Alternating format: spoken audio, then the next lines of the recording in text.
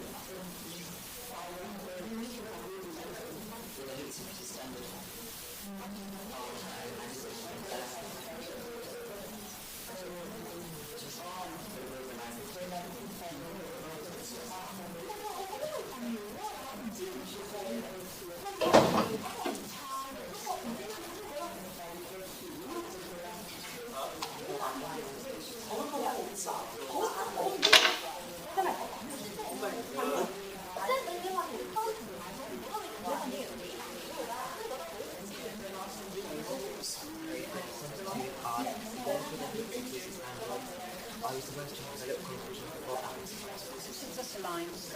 Nothing major. Yeah.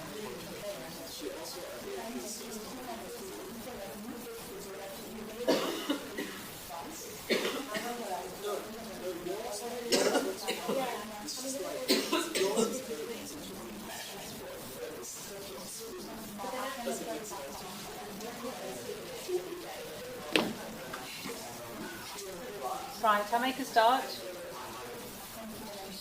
So how many of you started thinking about the catering report? Yeah, I don't blame you if you haven't, because you get to submit your portfolios like this today. so don't worry. But just wanting to start thinking about it, especially as you're having the teaching, to kind of have it in your mind. I have tried to kind of throw in a few things throughout the session today to kind of give you a few pointers of what type of things you'll be looking for. So what you're doing is you're going to be writing a report to recommend a catering system to a given scenario. Okay, so you're going to recommend a catering system. So and I'll give you the scenarios in a minute. So what you're doing is, you're part of this report, you're going to be appraising two different systems, catering systems. So in the scenario, there's going to be two different catering systems, and you're going to be appraising both systems. So you can be looking at the pros and cons of both, the advantages and disadvantages of both, thinking about the setting that you're going to be providing the nutrition to.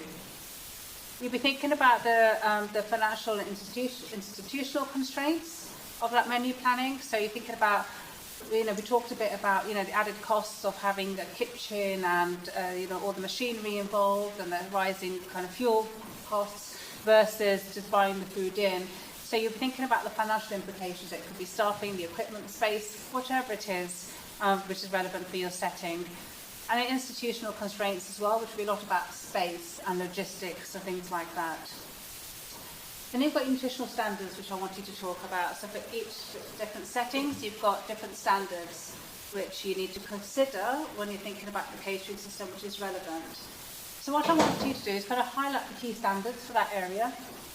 What I do find with the schools one, a lot of students will talk about the history of the standards, which kind of sits in quite nicely with the schools, because as there's been different parties involved, so with the Labour and the Conservatives and so forth, you found that the pattern of school meal provision has changed depending on which party was in power.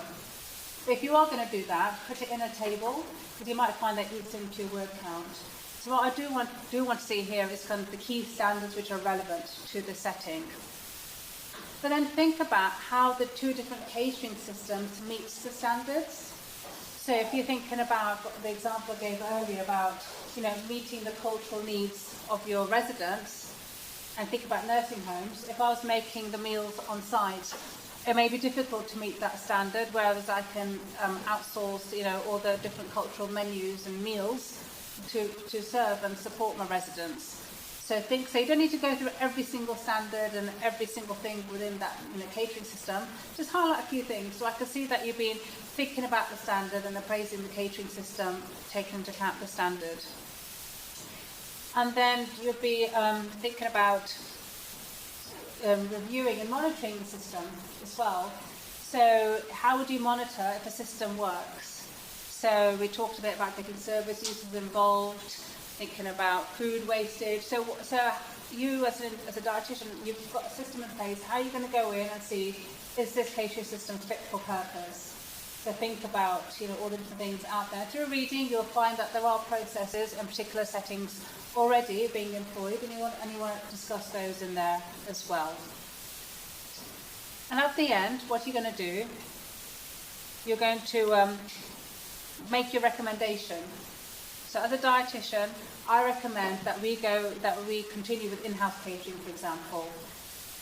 And what you'll do through your report, you'll appraise, and through that I'll be able to kind of understand, okay, yeah, this one looks a bit more positive, this one looks a bit more advantageous through your appraisal. Then you're going to talk about which systems meet or don't meet the standards. I'll go, okay, now this one's starting to fail a bit, this one doesn't look like it's meeting the standards. So the way your report reads, it should lend itself more to a catering system, and that will be natural through the way you write.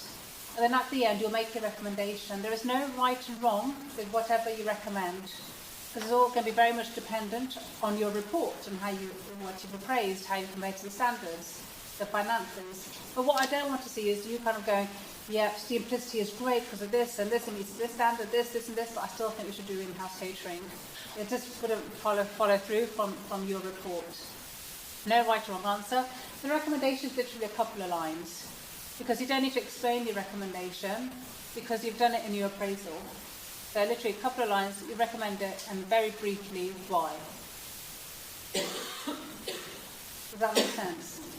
Yeah? So when you're doing your report, keep referring back to these 5 points. Because if you refer back to these 5 points, you will meet the remit of the assessment. And do you appraise it just on the catering standards and our opinion, or is it fine?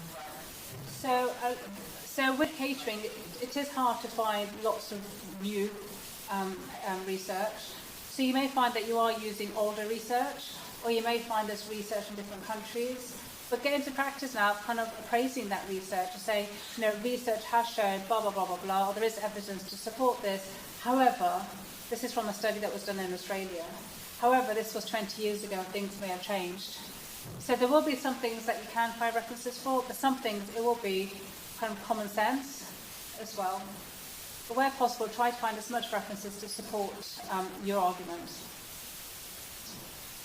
So the different scenarios that are here. So you've got a nursing home which currently operates in-house catering service, and they would like to move to Simplicity. So what you're going to do now is you're going to come in as a dietitian, appraise both systems, the in-house and Simplicity, so the pros and cons of both. And then think about, okay, this is a con or this is a disadvantage, but this could easily be overcome by this. So if there are ideas like that, add them in. So just because they have a disadvantage or a pro doesn't mean you write them off totally. Because, if I thought about, I'm going to do it in-house, we don't have flexibility in terms of having different cultural menus, but maybe I would outsource that, but have the bases in-house. Whatever, you want to do, that's fine. So any problems, think about solutions, because as dietitians, that's what you'll be doing. Then you've got a primary school who wants to move from a provision through a local authority contract with a private catering company to an in-house meals provision. Okay. And then you've got a hospital wing who wants to implement cook-freeze catering from an in-house catering system. So you've got the nursing home and the hospital wing who are already doing in-house catering. The nursing home wants to go to Simplicity, and the hospital wants to go to cook-freeze. And then the primary school wants to now bring the catering services in-house.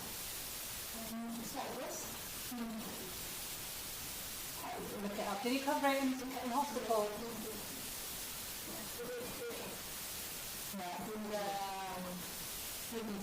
Yeah. Okay. So it's used in lots of hospitals, and there is lots of research about Simplicity. What you'll find is a lot of the research has been funded and supported by Simplicity. So think about that when you're writing your report. Okay, so choose whichever title you feel attracted to, because if you do something that you enjoy, you're likely to get more involved and do better in it. Yeah, been through that. Okay, so I've talked through this already. So when you're appraising, think about the advantages and disadvantages, and then consider how you may overcome some of the barriers. Then with the nutritional standards, so for some of the settings like hospitals and nursing homes, there's lots. You prioritise which ones are relevant, and that was distracting, I don't know what that was, sorry.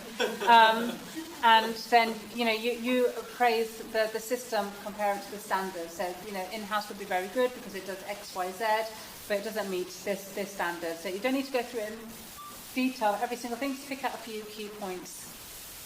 And then with the financial and institutional constraints, think about any factors which will impact on the menu provision. So think about the space, the skills, the training, all of those type of things. Then monitoring. So how would you monitor the system to see if it works? And then your recommendation. And like I said, there isn't a correct answer, but through your own research, you will come to your own conclusion. So don't rely on any notes that you've got from lectures. So I don't want to see any citations from lecture notes. You should be researching this and finding primary resources. I think I've shared, if not, the BDA Digest. If that's a really good resource to use. It's one of the core reading lists. And I think there's another document which I may not have shared, and I'll put that up. Think about your presentation. I think I've talked about it here. So you may struggle for word count. And I'm happy to see tables if you struggle with word count. But I don't just want tables which have been put in, they're not referred to or not titled. So if you are putting in a table, title the table, give it a heading, and then refer to it in your text. Yeah, so as you can see, there's lots of advantages, blah, blah, blah, primarily, blah, blah, blah, just a few lines. But, you know, you may not have the whole appraisal in the kind of in the pretext, so it might be in a table. So tables are fine. They're not lots and lots. And try and plan the table so they don't go over more than one page. So the good marks come from when there's a really good kind of understanding of the standards and how the different catering systems meet those standards.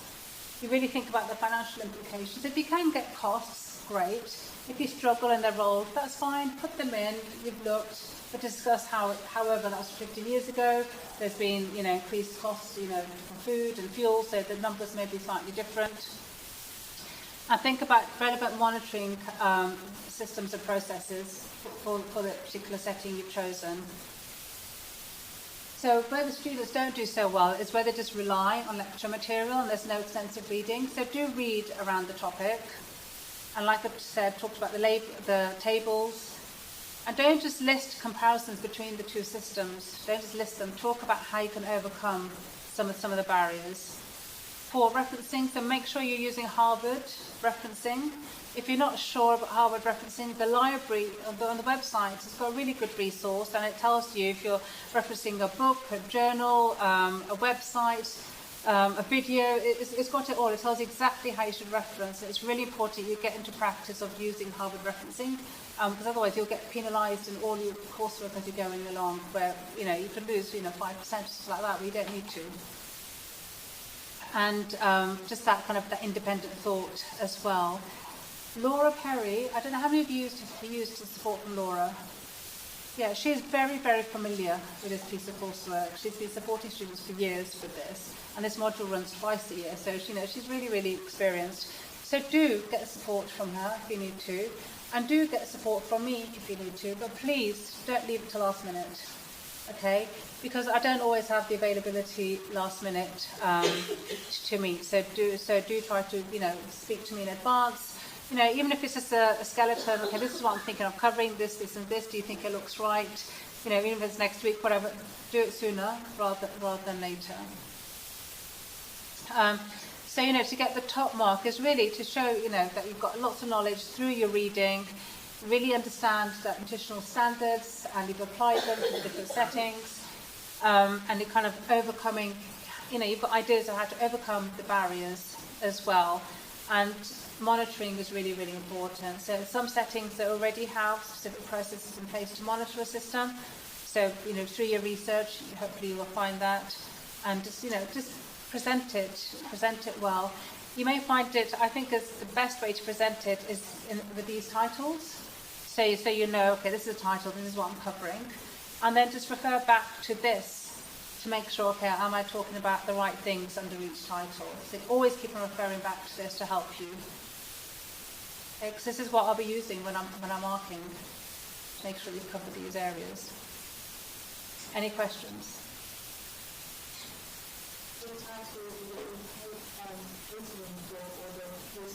Catering report, and then just put the scenario in there. Yeah, because sometimes I have to kind of read my way through and think, okay, it's the care home. I haven't talked about having an introduction here. An introduction is really important as well.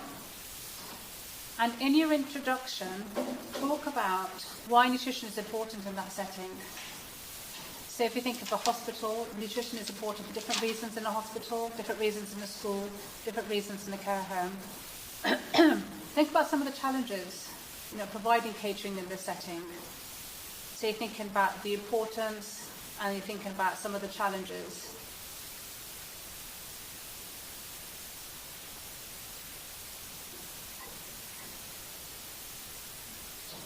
Okay. Any other questions?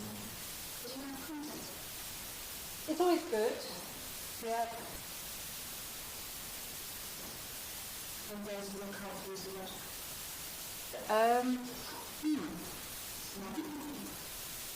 So it would.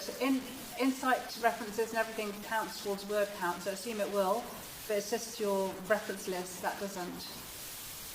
But this is the challenge, okay? You've got 2,000 words. Your dissertation's got 4,000 words. So if you struggle to do this in 2,000 words, you're going to struggle later on. So it's really good at kind of developing your practice and your written skills at writing succinctly and prioritising what the key points are. Yeah? Use the sure available. Yeah. Yeah. I mean, if you do, then you just need to reference that you say something. Yeah. Want to say something else? Yeah, so that's where tables come in handy. But I don't want to see a report just full of tables. So some students will put the appraisal in a table. Some students will put the standards in a table. So you think about what fits in best for you. Yeah.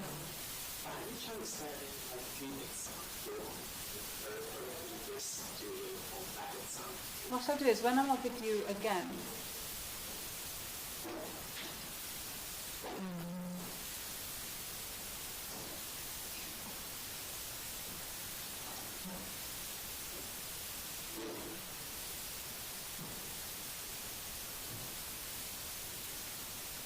So next week.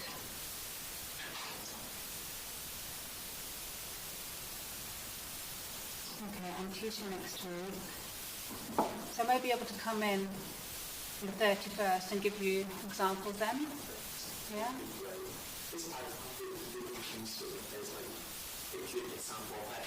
Yeah. Sure. Yeah, sure. What I'll come with examples then, but there'll be no picture taking or anything like that, but we can talk through why they're good and why they weren't so good. Yeah? Okay. Any other questions? No? Okay, then that means we're done.